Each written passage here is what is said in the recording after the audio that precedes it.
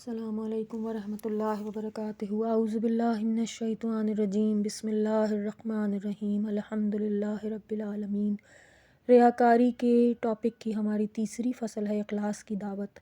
لہٰذا میرے عزیز، اپنے کاموں میں اور زیادہ دقت سے کام لو، اپنے نفس سے اپنے ہر عمل کا حساب لو اور ہر کام سے پہلے اس سے پوچھو کہ اس کا یہ اقدام خیرات اور امور شریفہ کے لیے ہے یا نہیں۔ وہ نماز شب کے مسائل کیوں پوچھ رہا ہے؟ وہ مسئلہ سمجھنے کے لیے یا مسئلہ بیان کرنے کے لیے پوچھ رہا ہے، یا اپنے کو نماز شب پڑھنے والوں کی شکل میں لوگوں کے سامنے پیش کرنا چاہتا ہے؟ وہ آخر اپنے زیارتی سفر کو کیوں کسی نہ کسی طرح لوگوں کے سامنے بیان کرتا ہے؟ انتہا یہ ہے کہ سفر زیارت کی تعداد بھی بتاتا ہے۔ پوشیدہ طور سے دیے گئے صدقے کو کیوں کسی پر ظاہر کرتا ہے؟ جس راستے سے ممکن ہوتا ہے اس کا ذکر کر کے لوگوں کو بتاتا ہے۔ اگر یہ کام خدا کے لیے اور اس کا مقصد یہ ہے کہ اس کو دیکھ کر دوسرے بھی اس کی پیروی کرنے لگیں اور وہ الضال علی الخیر کفاعلہ کا مستاق بننا چاہتا ہے، تب تو درست ہے، اور اس کو اس اقدام پر شکر خدا کرنا چاہیے کہ اس کو خدا نے ایسا صاف ضمیر اور پاک دل عطا کیا ہے۔ لیکن متوجہ رہنا چاہیے کہ کہیں نفس نے اس کو دھوکہ نہ دیا ہو اور ریاکاری کو تقدس کی صورت میں نہ پیش کیا ہو۔ لیکن اگر یہ کام خدا کے لیے نہیں ہے تو پھر اس کا اظہار نہیں کرنا چاہیے، کیونکہ ایسی صورت میں وہ سمعہ لوگوں کو سنانے کے لیے ہو جائے گا، اور ریاکاری کے شجرہ ملونہ کا پھل سمعہ ہوتا ہے۔ خداوند منان اس عمل کو قبول نہیں کرتا۔ خدا اپنے ملائکہ کو حکم دیتا ہے کہ اس عمل کو سجین میں ڈال دو۔ نفس کی مکاریوں کی برائیوں سے خدا کی پناہ مانگنی چاہیے، کیونکہ نفس کی مکاریاں بہت ہی دقیق ہوتی ہیں۔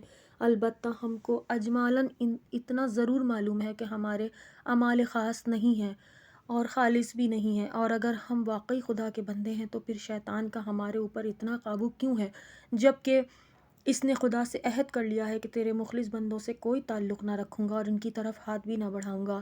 ہمارے شیخ بزرگوار دامِ ظلہ کے بقول شیطان درگاہ خداوندی کا ایک کتا ہے۔ اگر کوئی خدا والا ہوتا ہے تو اس پر نہیں بھونکتا اور نہ اس کو کوئی اذیت پہنچاتا ہے، جیسے خدا دنیا میں کسی مالک مکان کا کتا مالک کے شناسہ لوگوں پر نہیں بھونکتا، اور اسی طرح شیطان جس کو خدا والا نہیں پاتا اس کو بارگاہ عزتی تک پہنچنے نہیں دیتا۔ اس لیے اگر تم دیکھو کہ شیطان تم سے کچھ سروکار رکھتا ہے تو یقین کر لو تمہارے افعال خلوص سے خالی تھے، خدا کے لیے نہیں تھے۔ اگر آپ واقعی مخلص ہیں تو آپ کے دل سے حکمت کے چشمے پھوٹ کر آپ کی زبان پر کیوں نہیں جاری ہوئے، جبکہ آپ بخیال خود 40 سال سے قربتاً اللہ عمل کر رہے ہیں؟ حالانکہ حدیث شریف میں آیا ہے، جو شخص 40 صبح خدا سے اخلاص برتے اس کے دل میں حکمت کے چشمے پھوٹ کر اس کی زبان پر جاری ہو جاتے ہیں۔